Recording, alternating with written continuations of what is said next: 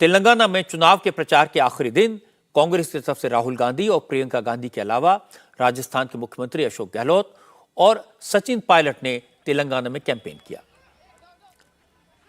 इसका नजारा भी आपको दिखा देता हूं। राहुल की रैली हैदराबाद के नामपल्ली में हुई। जवाब में ओवैसी ब्रदर्स ने भी नामपल्ली में पब्लिक मीटिंग की। केसीआर की रैलियां भी हुई, लेकिन बीजेपी की तरफ से आज सिर्फ महाराष्ट्र के मुख्यमंत्री एकनाथ शिंदे और deputy chief minister Devendra Fadnavis Telangana पहुंचे। आज तेलंगाना में बयानबाजी का मुकाबला कांग्रेस और ओवैसी के बीच हुआ। राहुल ने सबसे पहले ऑटो में सफर किया।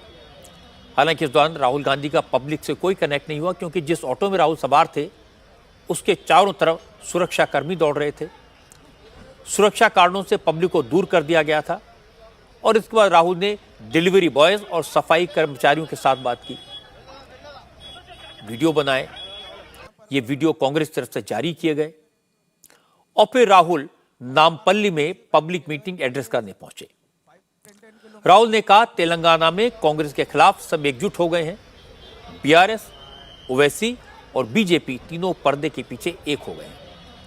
राहुल ने कहा, जो लोग ये इल्जाम लगाते हैं कि कांग्रेस की बीजेपी के साथ अंडरस्टैंडिंग है, सांठगांठ है, वो जनता को गुमराह करते हैं, क्योंकि वो कभी भी नरेंद्र मोदी से समझौता नहीं कर सकते। राहुल ने कहा कि मोदी सरकार ने उनके खिलाफ 24 केस दर्ज किए हैं, लेकिन ओवैसी के खिलाफ एक भी केस नहीं है, क्योंकि ओवैसी के साथ बीजेपी का याराना है। ओवैसी बीजेपी के इशारे पर मुसलमानों का वोट काटने का काम करते हैं। मेरे ऊपर 24 केस, ओवैसी जी के ऊपर कितने केस? एक भी केस नहीं। मेरे ऊपर ईडी, सीबीआई, जो भी एजेंसी है वो 24 घंटा मेरा पीछा करते रहती है। ओवैसी जी के पीछे कौन सी एजेंसी है? खुला रास्ता दे रखा है नरेंद्र मोदी जी ने। तो सवाल उठता है कि ओवैसी जी पे एक भी केस क्यों नहीं? ओवैसी जी की सदस्यता रद्द क्यों नहीं हुई? ओवैसी जी का घर क्यों नहीं लिया गया?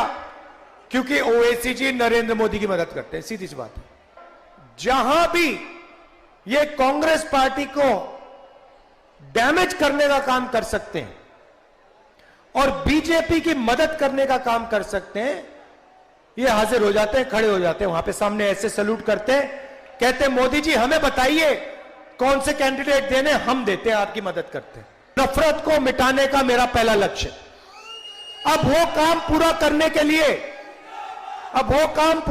के लिए नरेंद्र मोदी को दिल्ली में हराना होगा। उसके बिना यह काम नहीं किया जा सकता। और अगर हमें नरेंद्र मोदी को दिल्ली में हराना है तो तेलंगाना में केसीआर को पहले हराना होगा। ये एक ही टीम है, ये 2-3 टीम नहीं है।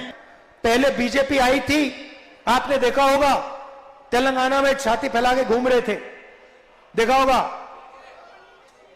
अमित शाह कह रहे हैं कि हम तेलंगाना को ओबीसी चीफ मिनिस्टर देंगे।